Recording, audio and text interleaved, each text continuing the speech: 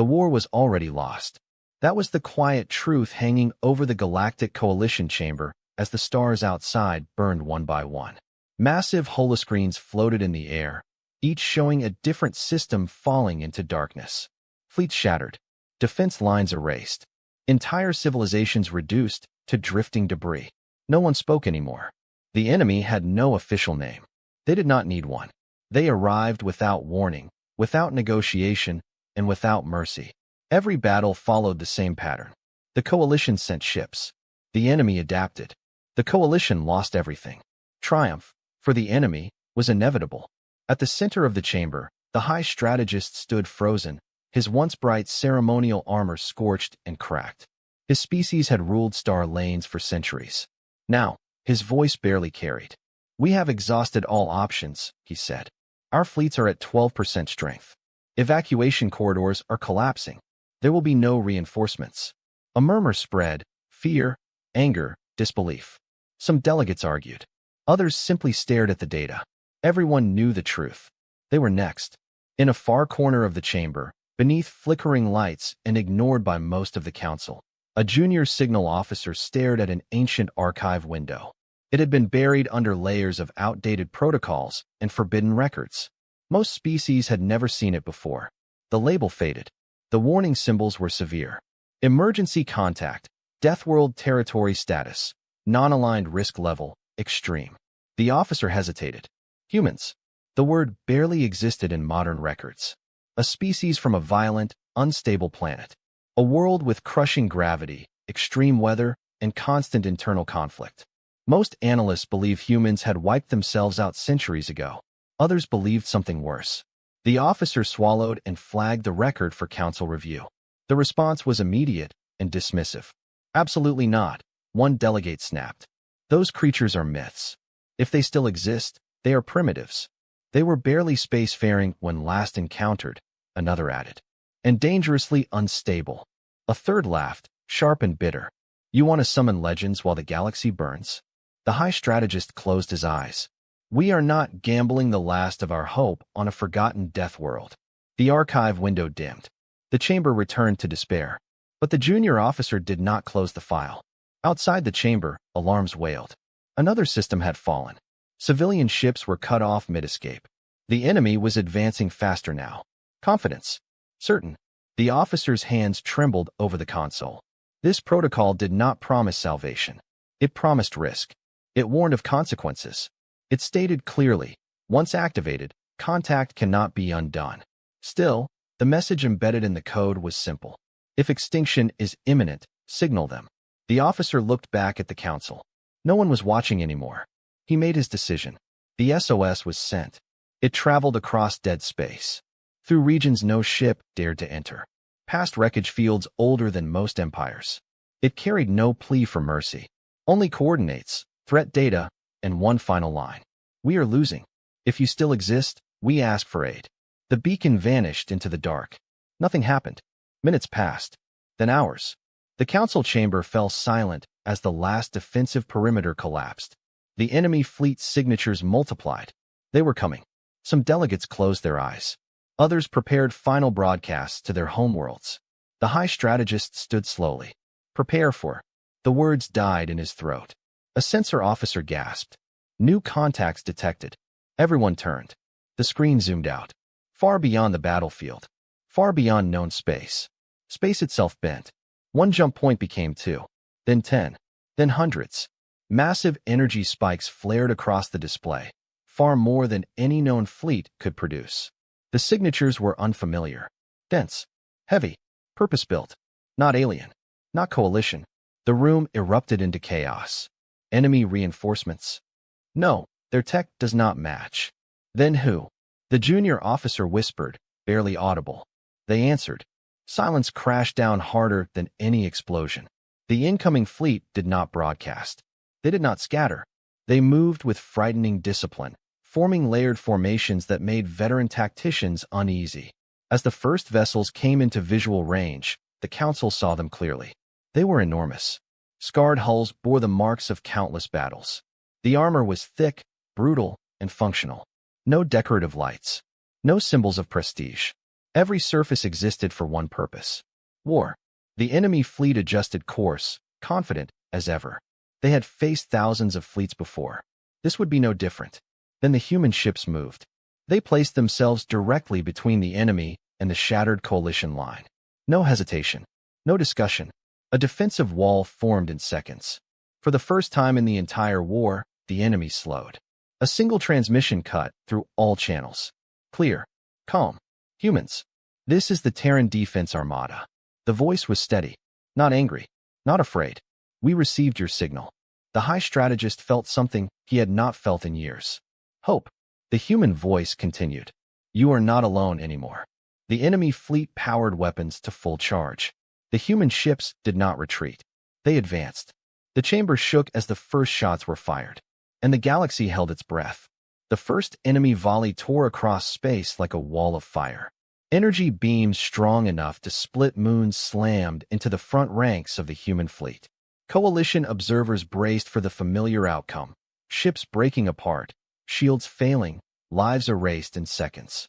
But the human ships did not scatter. They absorbed the impact. Hull plating glowed white-hot. Shields flared, collapsed, then reformed in new patterns. Some vessels were hit hard, drifting briefly off alignment, but none broke formation. Inside the council chamber, silence turned to disbelief. That strike erased 3 of our battle groups, a fleet analyst whispered. They're still standing. The enemy did not pause. It never did. A second wave followed, more precise, more lethal. This time the enemy adjusted frequencies, targeting known shield weaknesses that had doomed countless civilizations. Again, the humans endured. But this time, something changed. Human ships began to respond. Not with blind fire. Not with panic. With intent. Dozens of smaller craft launched from the undersides of the larger vessels. They were compact, fast, and aggressive, built not for survival, but for damage.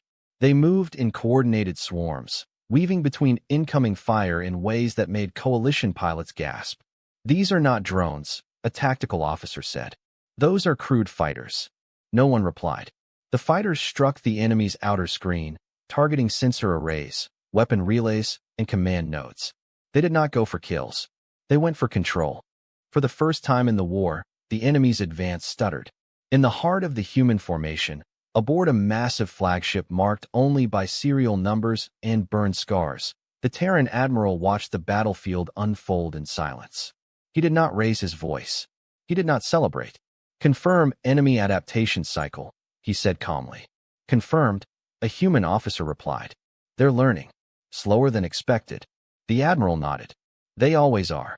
The enemy fleet adjusted again, pushing heavier units forward, towering war constructs that dwarfed even the largest coalition ships. Their weapons charged with energy that distorted space itself. The coalition panicked. They're deploying their line breakers. That's the end. Nothing has survived those. The human admiral leaned forward slightly. Hold the line, he said. Human ships tightened formation. Some moved forward, placing themselves directly in front of the enemy's heaviest firepower. Coalition commanders could not understand it. They're exposing themselves. No, another strategist said slowly. They're anchoring. The enemy fired.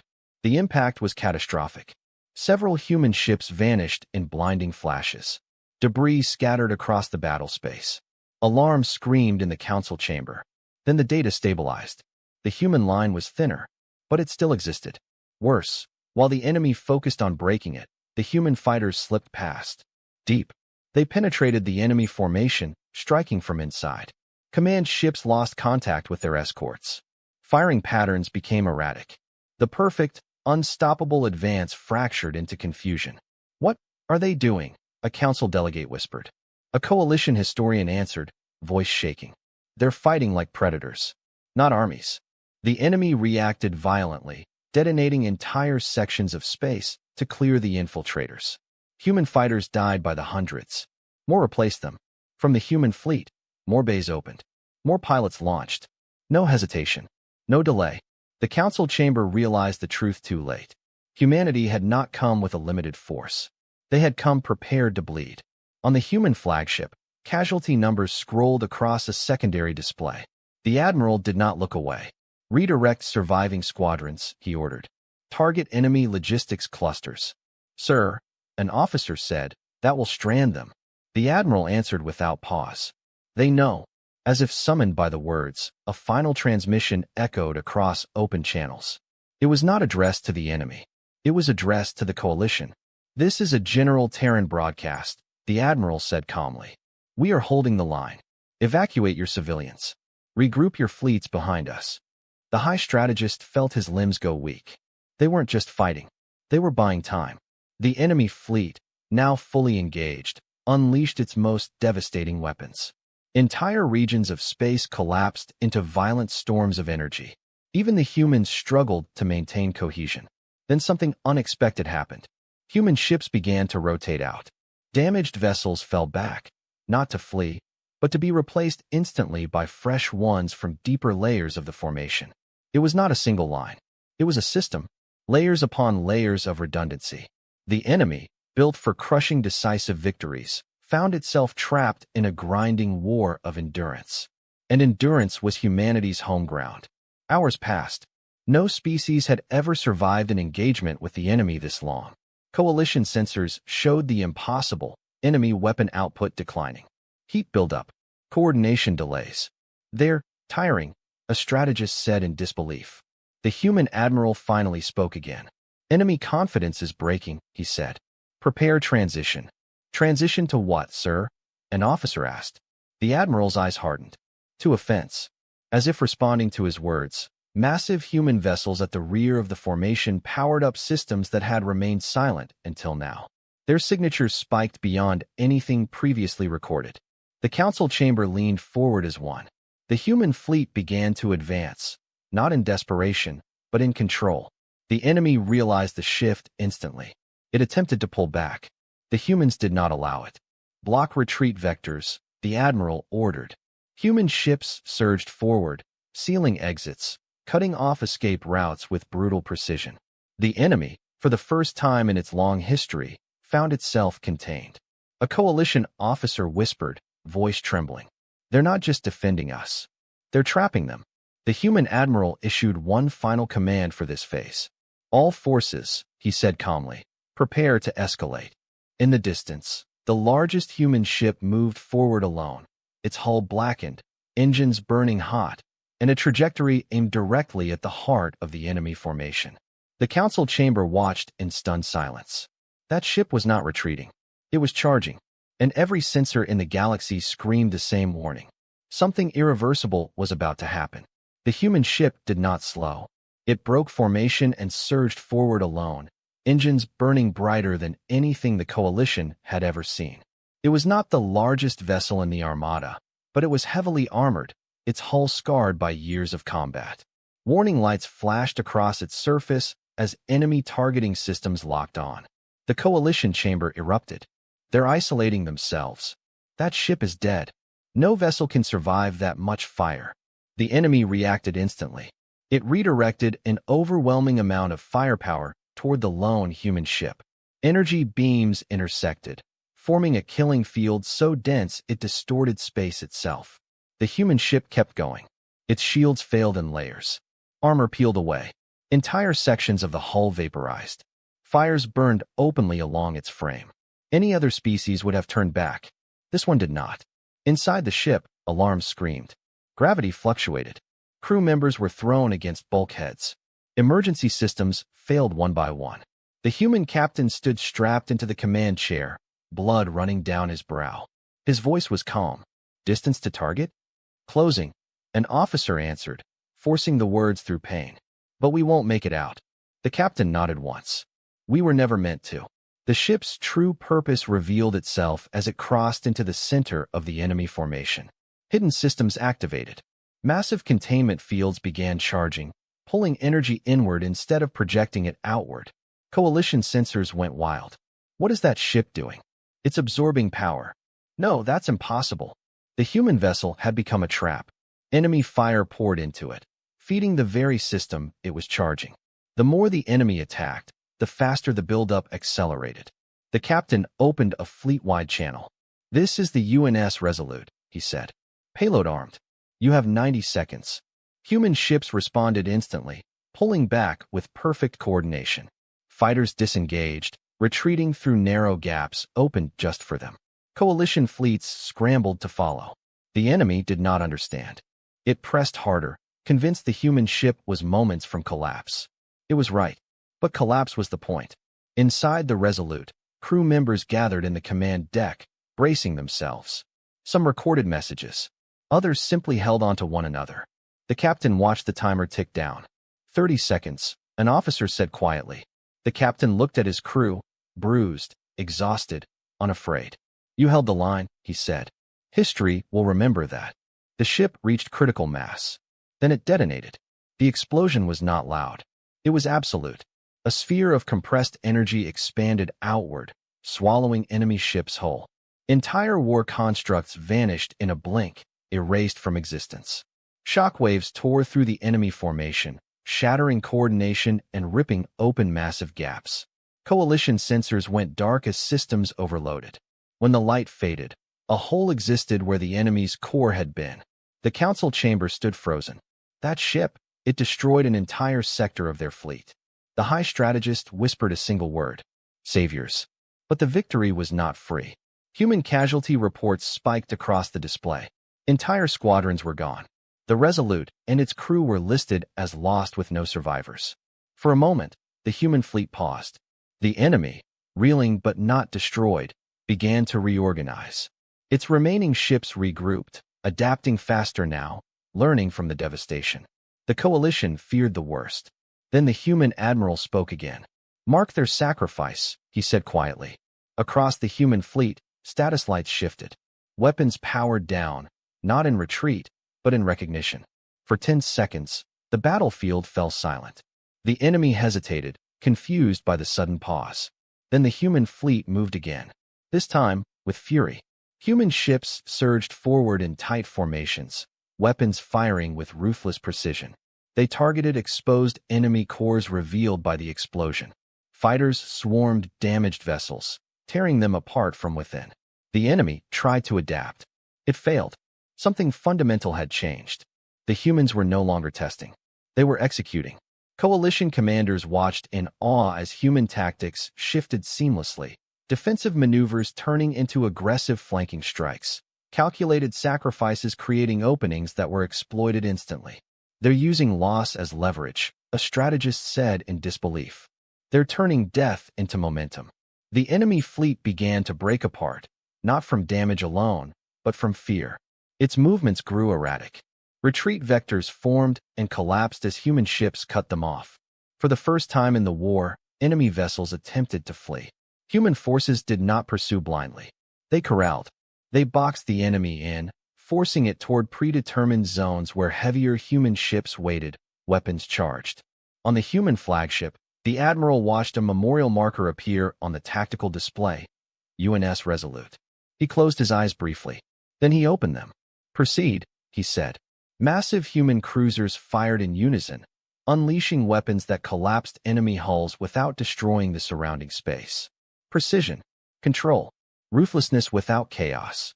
The coalition fleets followed behind the human line, cautiously re-entering the fight. For the first time, they were not being overwhelmed. They were advancing. Civilian evacuation lanes stabilized. Worlds that had been hours from destruction were suddenly safe. The galaxy felt the shift. News spread faster than light through emergency channels. The enemy can be stopped, and humans are paying the price. In the council chamber, the high strategist straightened his posture. His voice regained strength. All coalition forces, he announced, form behind the human line. We fight together now. Cheers broke out, quiet at first, then unstoppable. But the human admiral did not celebrate. He stared at the enemy remnants, calculating.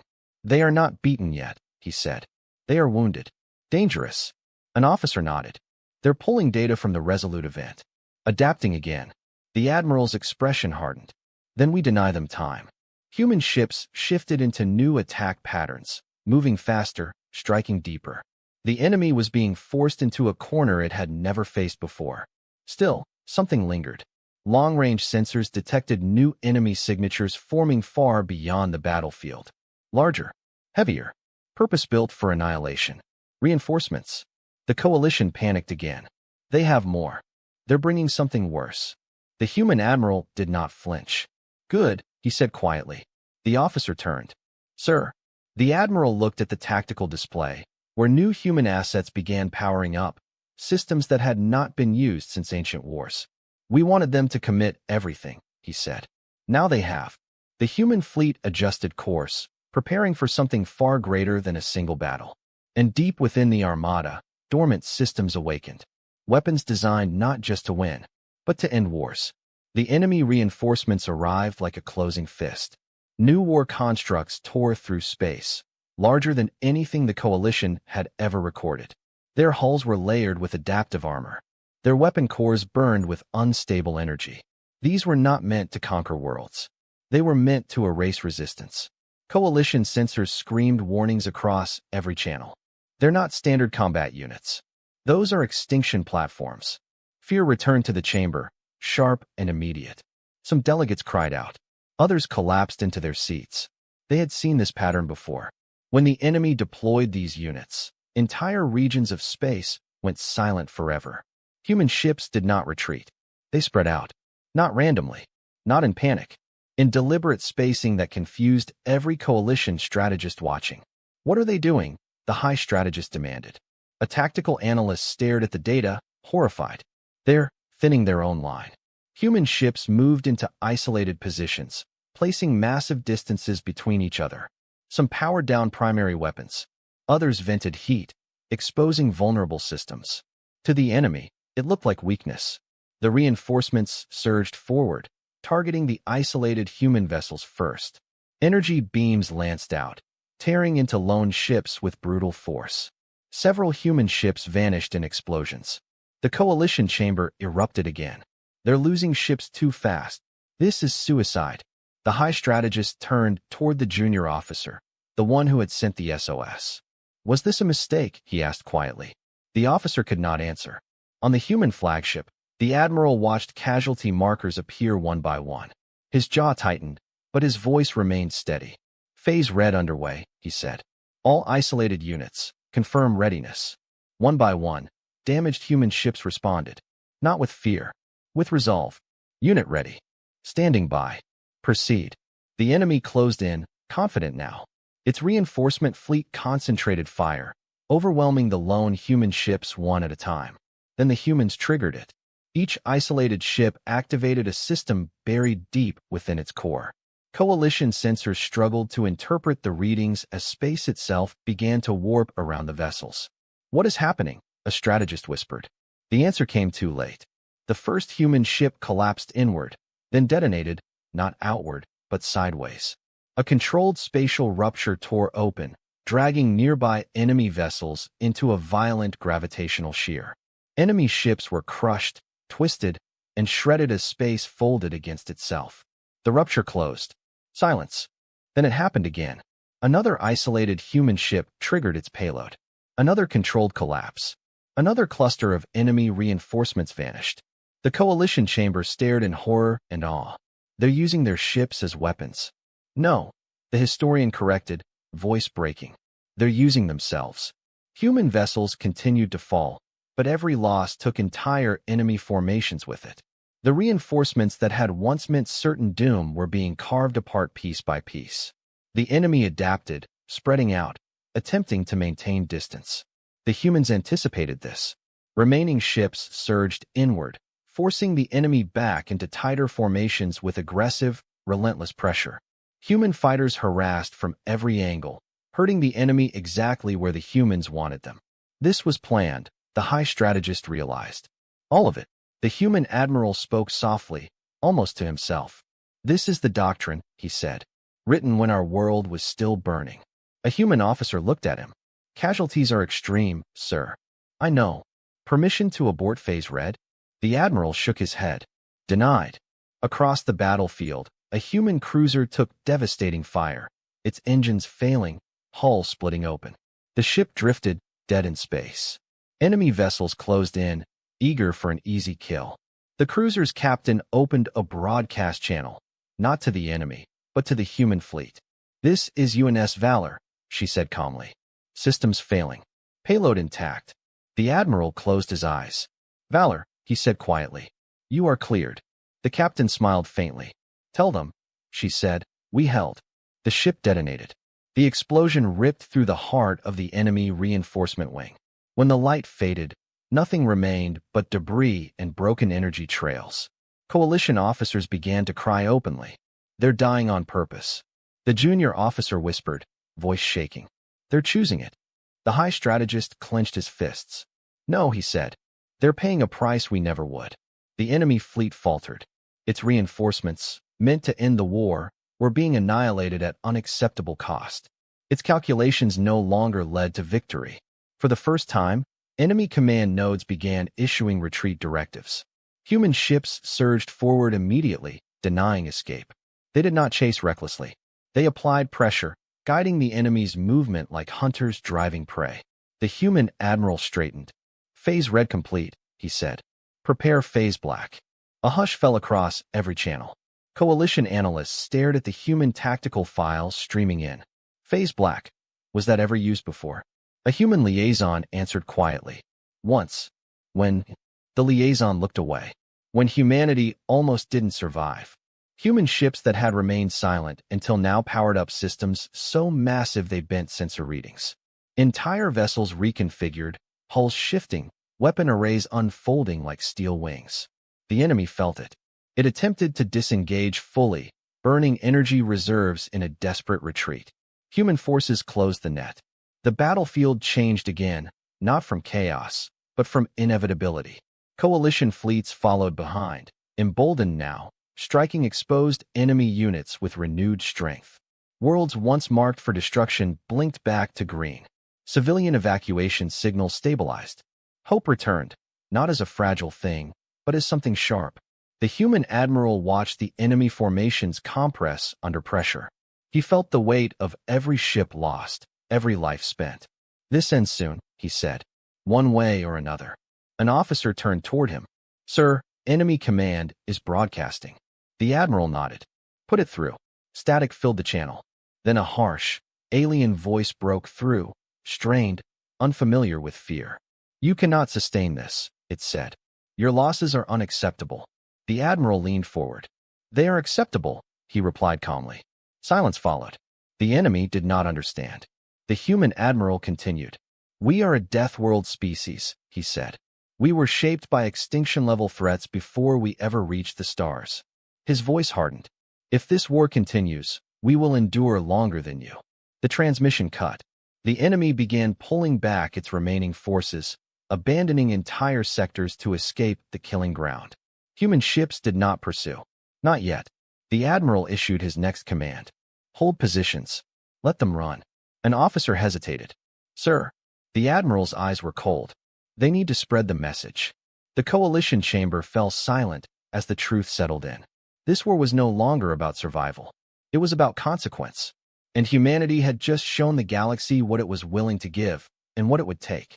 Phase Black did not begin with an explosion. It began with silence.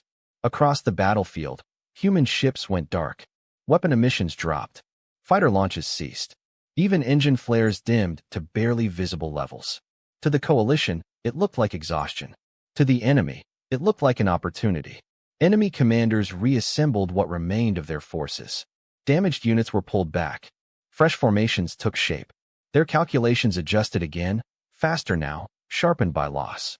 They believed they finally understood humanity. They were wrong. Deep inside the human fleet, systems older than most spacefaring civilizations came online. They were not designed for speed or spectacle. They were designed for certainty. On the human flagship, the admiral stood alone, hands clasped behind his back, watching the battlefield as if it were already finished. Phase Black authorization confirmed. An officer said quietly. All nodes synced. Begin, the admiral replied. Nothing happened. At least, nothing visible. Then coalition sensors began reporting anomalies. Small ones at first. A fluctuation in local gravity. A distortion in timestamps. Navigation beacons drift off position by fractions of a degree. Is that interference? A strategist asked. No, a scientist answered slowly. It's alignment. Across the battlefield, space itself began to change. Human ships repositioned with surgical precision, moving into exact coordinates that made no tactical sense to the coalition. They formed patterns too large to be formations and too exact to be coincidence. The enemy advanced cautiously, probing the quiet human line. Still no response. Enemy weapons fired. Energy lanced toward human ships and vanished. The beams did not deflect.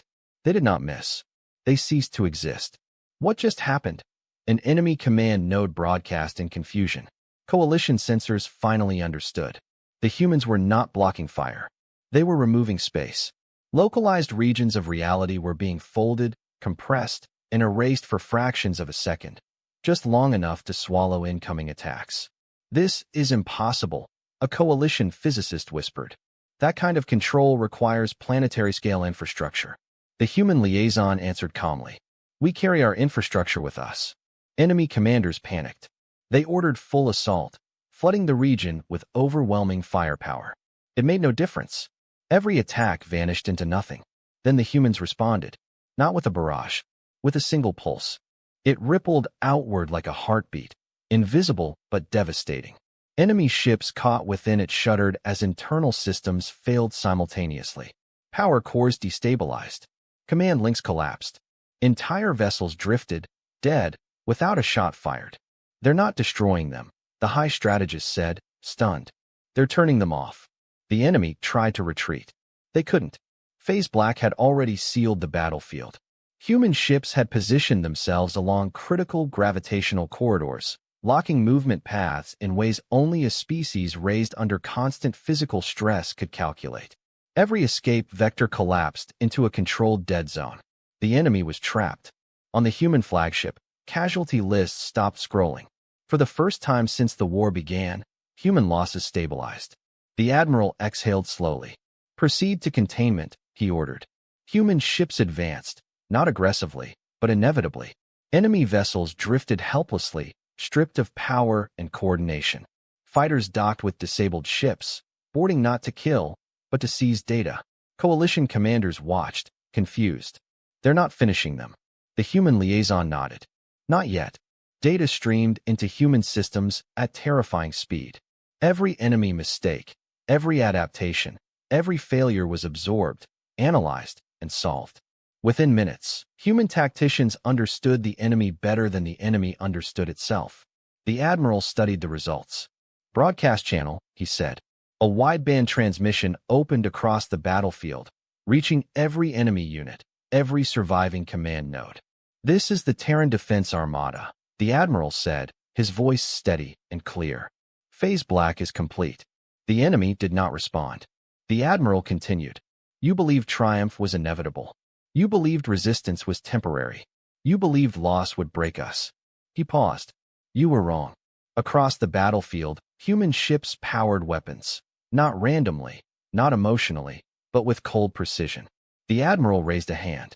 Target enemy command echelon only, he said. Leave the rest intact. The coalition chamber leaned forward as one. Human weapons fired. Not beams. Not missiles. Causality disruptions.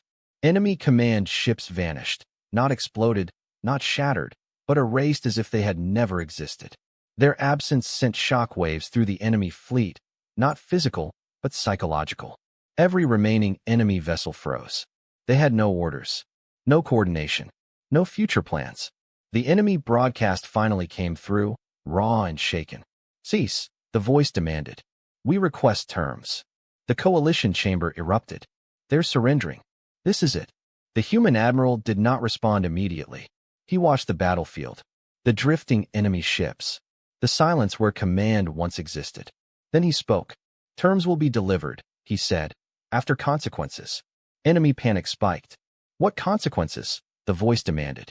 The admiral's tone did not change. The ones you taught the galaxy. Human ships shifted formation again. This time, they moved away from the enemy, toward the stars behind them. Coalition systems. Occupied systems. Worlds burned earlier in the war. What are they doing? A delegate asked. The high strategist understood first. They're not punishing the enemy fleet, he whispered. They're undoing the war. Across dozens of systems, human task groups emerged from jump points near shattered worlds. They deployed reconstruction platforms, stabilization arrays, and emergency shields. Planetary atmospheres were repaired. Radiation storms dissipated. Orbital debris fields were cleared. Entire systems were stabilized in hours, work that would have taken the Coalition centuries. The galaxy watched in stunned silence. Humanity was not just ending the war. It was reversing it. The enemy listened, helpless, as reports flooded in. Systems they had burned were returning to life. Populations they had erased were being rescued from bunkers and deep shelters. Their terror spread faster than any weapon. "You cannot do this," the enemy broadcast again. This is dominance." The admiral replied calmly. "No," he said. "This is my responsibility." He paused. "Dominance is what comes next if you try again." The enemy fell silent. Coalition commanders realized something profound. Humanity was not fighting for power. They were setting a rule. Phase Black ended as quietly as it began. Human ships powered down the reality warping systems. Space returned to normal. The battlefield remained littered with disabled enemy vessels, alive, intact, and surrounded. The admiral turned to his officers. "Prepare for the final phase," he said. An officer hesitated. "Sir, there may be nothing left to do." The admiral's eyes hardened. "There is always something left." Far beyond the battlefield, deep in enemy territory, ancient alarms began to ring. Systems long considered untouchable detected something new. Human presence. Not fleets. Not weapons. Observers. The galaxy did not yet understand what that meant. But it would. Soon. The battlefield no longer burned. It waited. Disabled enemy ships drifted in silence, surrounded by human vessels that held position without aggression. No weapons fired. No warnings issued. The enemy, once unstoppable, now floated helpless, unsure if annihilation or mercy would follow. Coalition commanders did not know what to do with the quiet. "They could end it now," one delegate whispered. "Why haven't they?" The human liaison answered softly. "Because ending it was never the goal." On the human flagship, the admiral studied a new set of data. Not enemy positions. Not weapon ranges. Civilian survival probabilities. Entire worlds that had survived only because the human fleet had arrived when it did. Refugee convoys drifting in deep space. Cities buried underground to escape orbital fire. "This is what matters," the admiral said quietly. He issued a command that stunned every coalition channel. "All medical, engineering, and relief vessels, deploy." Human ships broke formation, not to pursue the enemy, but to move past them. They entered shattered systems, docking with damaged stations, stabilizing failing habitats, restoring power grids. Coalition sensors struggled to process it. "They're helping," a strategist said in disbelief. Human medical ships boarded coalition vessels that were still bleeding from earlier battles. Human medics treated alien wounded without hesitation, adapting tools and methods on the fly. Species that had never seen a human face now stared into calm eyes behind visors. Hearing steady voices offer reassurance in broken translations. "You're safe," the humans said. "We've got you." The enemy listened. They intercepted every signal, every active aid. Confusion spread through their remaining command nodes. "This makes no sense," an enemy analyst broadcast. "They should be consolidating power." The enemy leadership opened a private channel, one they had never used before. Negotiation. The signal reached the human flagship. The admiral accepted it. The enemy representative appeared as a fractured hologram, its form unfamiliar, its voice strained. "You have one," it said. "Declare your terms." The admiral did not respond immediately. He let the silence stretch. Finally, he spoke. "We are not here to rule you." The enemy reacted sharply. "Then why do you continue operations?" The admiral gestured toward the stars. "Because your war is not finished yet," he said. "Its damage is still killing people." The enemy struggled to understand. "You are expending resources to save those you do not control." "Yes." "Why?" The admiral's answer was simple.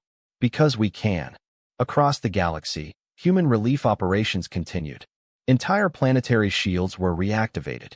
Atmospheres were seeded with stabilizing agents. Human engineers worked beside alien crews, sharing technology freely. Coalition worlds began broadcasting messages of gratitude. Some wept openly. Others knelt before human ships as they passed. The humans did not acknowledge it. They kept working. The enemy command nodes watched the data with growing unease. "This will make them indispensable," one warned. The galaxy will follow them. Another replied quietly. They already are. At last, the enemy spoke again. What do you want from us? The admiral met the hologram's gaze. 3 things. The enemy leaned forward. State them. First, the admiral said, you will withdraw from all occupied systems.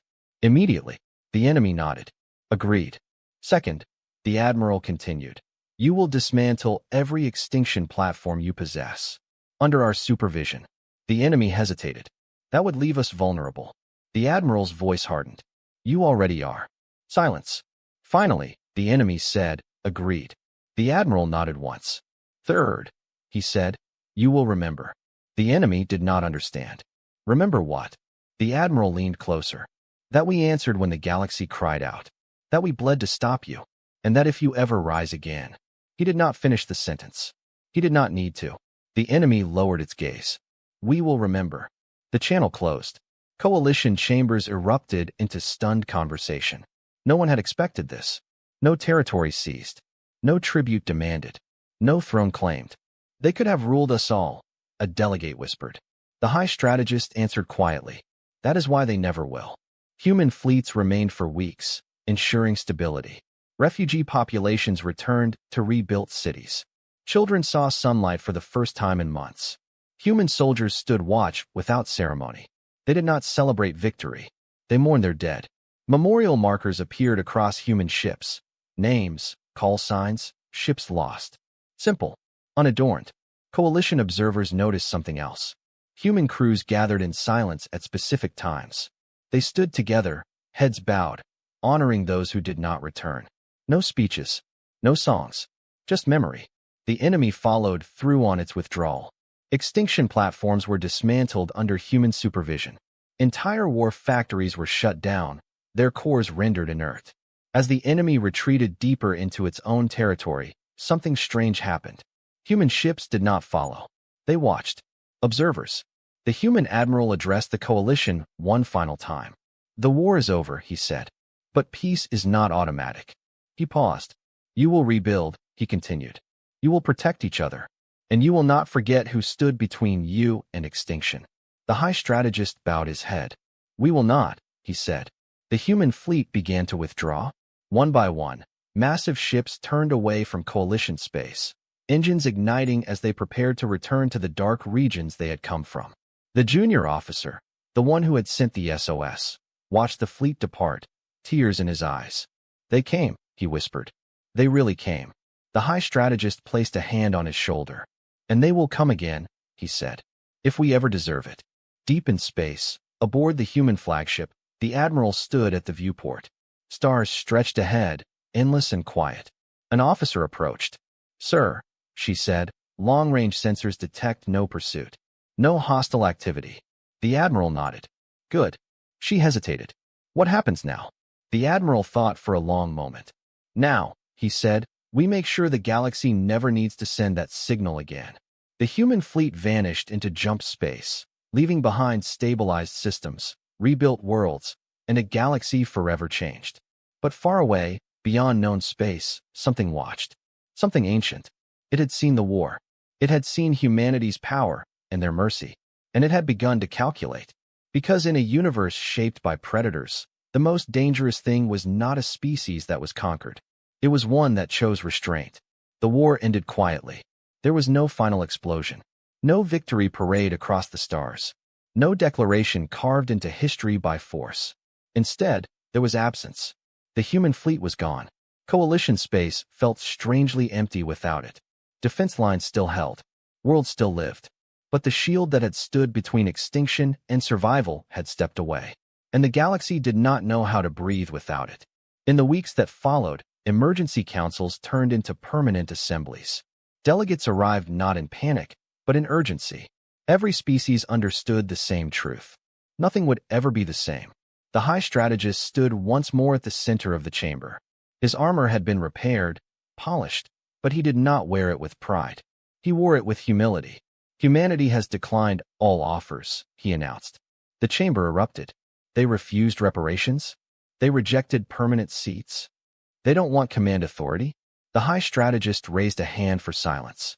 They refused everything. A hush fell. Coalition leaders struggled to understand it. Empires had risen for less. Wars had been fought for a fraction of the power humanity had just proven it could claim. They saved us, one delegate said. Why would they walk away? A historian answered softly. Because they came to stop a war, not to start a new order. Across the galaxy, the political shockwave spread faster than any fleet. Old hierarchies cracked. Dominant powers found their authority questioned. Minor civilizations, those once ignored, now spoke with confidence. Because they had seen something stronger than the Empire. They had seen restraint. On dozens of worlds, public broadcasts replayed the same moments again and again. Human ships taking the line. The sacrifice of the resolute. Phase Black unfolding without cruelty. Relief ships arriving instead of conquerors. Children watched in silence. The elders wept. And soldiers, veterans who had survived hopeless wars, stood and saluted empty skies. Religions struggled to interpret what they had seen. Some called humans angels of war. Others called them harbingers of judgment. Most settled on something simpler. Guardians. But humanity made no effort to shape the narrative. They issued no follow-up message. No warning. No promise. They simply vanished back into the dark. That silence unsettled everyone. In enemy territory, the withdrawal was complete. The dismantling of extinction platforms was verified. Factories stood cold. Fleets remained docked, inactive. The enemy leadership convened in secrecy. This changes everything, one of them said. They could have destroyed us. They still can, another replied. Fear hung heavy over them, not of annihilation, but of being watched. Because they were. Human observer units remained at the edge of enemy space. They did not interfere. They did not communicate. They recorded every movement, every decision. The enemy learned a new kind of fear, the fear of consequence without provocation. Back in coalition space, reconstruction accelerated. Shared technology flowed freely, inspired by human examples. Defense agreements were rewritten. Borders softened. The galaxy, for the first time, began to act like a single community. Not because it was forced to, because it remembered how close it had come to extinction. The junior officer, the one who had sent the SOS, was promoted. Offer a place of honor. He declined most ceremonies, choosing instead to oversee the archive where the Deathworlder protocol had been hidden. He restored it carefully, not as a last resort. As a reminder, the High Strategist visited him one cycle later. Do you think they're watching us? The strategist asked. The officer did not look up from his console. Yes, he said. I hope so. Far beyond coalition space, the human fleet moved through regions marked on no public map. Their ships bore scars of the war. Their numbers were fewer now, but their resolve was unchanged. On the flagship, the Admiral reviewed reports from across known space. Reconstruction progress. Enemy compliance. Observer data. Stability is increasing, an officer said. No hostile indicators. The Admiral nodded. And politically? Unstable, the officer admitted. But trending cooperative. The Admiral allowed himself a small breath. That will do. Another officer hesitated. Sir, there are calls for you. From the coalition. They want guidance. The Admiral turned away from the console. They don't need guidance, he said. They need space to grow. Even if they fail. The Admiral's voice was quiet. Especially then. The officer nodded. A moment passed. Sir, she said. Permission to ask a personal question? Granted. Why did we refuse power? She asked. After everything we lost, everything we proved? The Admiral looked at the stars. Because power taken never rests, he said. And power accepted becomes expectation. He paused. We didn't answer the SOS to become the center of the galaxy, he continued. We answered so the galaxy wouldn't need a center at all. The fleet continued onward. Elsewhere, far deeper than human space. Ancient observers finished their calculations. They had watched civilizations rise and fall for eons. They had cataloged conquerors, exterminators, and tyrants. Humanity did not fit any category. They are not predictable, one observer noted. Another replied, they are dangerous. Yes, the first agreed. But not because of their weapons. Because of their choice. Back in coalition space, the Galactic Council voted unanimously on a new amendment to its emergency charter. The language was simple. In case of existential threat, the following protocol is authorized. Step 1, unite. Step 2, End internal conflict. Step 3. If all hope is lost, signal the Deathworlders. The document was sealed, not as a weapon, as a prayer. The High Strategist signed last. His hand shook. We survived, he said quietly. Because they cared. Above a rebuilt world, children watched the night sky. No human ships passed overhead. No fleets moved. But the stars felt different now. Safer. And somewhere in the dark, humanity watched. Not as rulers, not as gods, but as a line that would be held again. If it ever had to be. Years passed. Not in peace exactly, but in something new. The galaxy learned how to live without constant fear. Trade lanes reopened where battlefields once burned. Worlds that had been written off as dead slowly returned to life. Atmospheres stabilized. Oceans thawed. Cities were rebuilt stone by stone, habitat ring by habitat ring. History recorded the war as a turning point. But history struggled to name what humanity had become. They were not conquerors. They were not saviors who demanded worship. They were not rulers of an empire. They were something harder to define. Across coalition space, new generations grew up hearing the same stories. Not legends filled with exaggeration, but recordings. Data. Cold facts that somehow felt heavier than myth. Children learned how the war was lost, until it wasn't. Cadets studied human tactics with equal parts respect and fear. Leaders learned a single lesson above all others. Never force humanity to choose between mercy and survival. Because once that choice was made, there was no undoing it. The emergency protocol remained sealed in the deepest archive layer. It had not been used again. It was not meant to be. Its presence alone was enough. The junior officer, now older, now tired, still oversaw that archive. His hair had begun to gray. His hands shook slightly when he accessed the file. He opened it once a year. Not to prepare. To remember. The warning text had been updated. Deathworlders, Terran species status, non-aligned capability, unclassified recommendation, never provoke. Below it, a new line had been added by unanimous vote. Note, they answered when no one else did. On a distant world rebuilt from ash, a memorial stood beneath an open sky. It did not depict heroes in triumph. It showed silhouettes, simple, unmarked figures standing in a line. The inscription was brief. They did not conquer. They did not stay. They stood. Visitors from dozens of species come every year. Some left offerings. Others left nothing at all, only silence. And that silence carried weight. In enemy territory, change came slowly. Former warlords were removed. Command structures were dismantled. Fear-driven doctrine gave way to caution. Not out of kindness, but understanding. They had seen what lay beyond escalation. They had seen humanity choose restraint when annihilation was easier. That knowledge haunted them more than defeat ever could. Deep within human space, far beyond coalition maps, the Terran fleet continued its patrols. Fewer ships now, fewer crews, but not weaker. Training simulations replayed the war endlessly, not to glorify it, but to refine the line that must never break. On the flagship, the admiral stood at a viewport once more. His posture was slower now. The weight of command had not lifted. An officer approached quietly. Sir, she said, long-range observation confirms stability across coalition space. No escalation indicators. The admiral nodded. And the observers? He asked. They're still watching us, she said.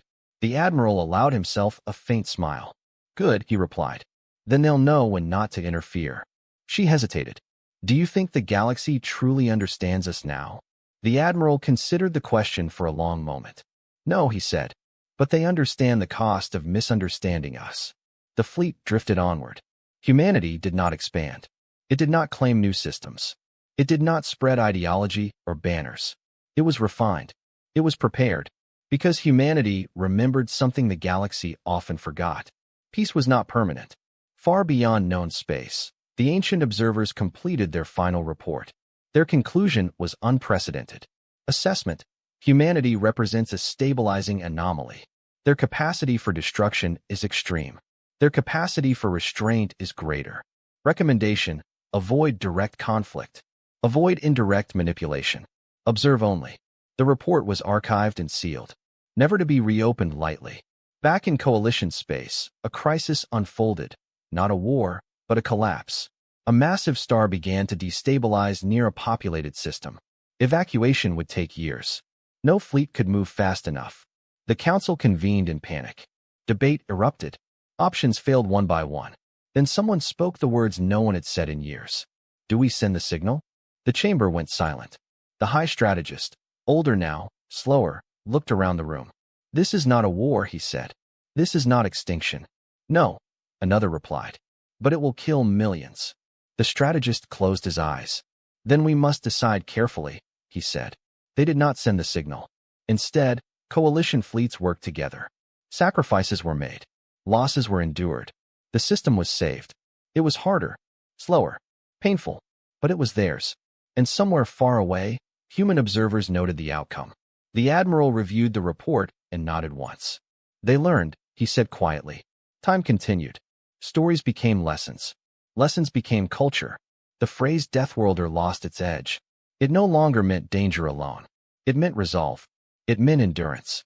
It meant that somewhere in the dark, a species existed that had survived everything the universe could throw at it, and chose not to become the worst thing in it. On a quiet cycle, the junior officer, now retired, stood alone in the archive for the last time. He looked at the seal protocol. He placed a hand on the console. Thank you, he whispered. Not as a plea, as gratitude. Far across the stars, a faint sensor rippled past through Terran space. Nothing threatening, nothing urgent. The admiral glanced at it and dismissed it. Humanity did not jump into the shadows, but it did not sleep either. Because if the galaxy ever faced the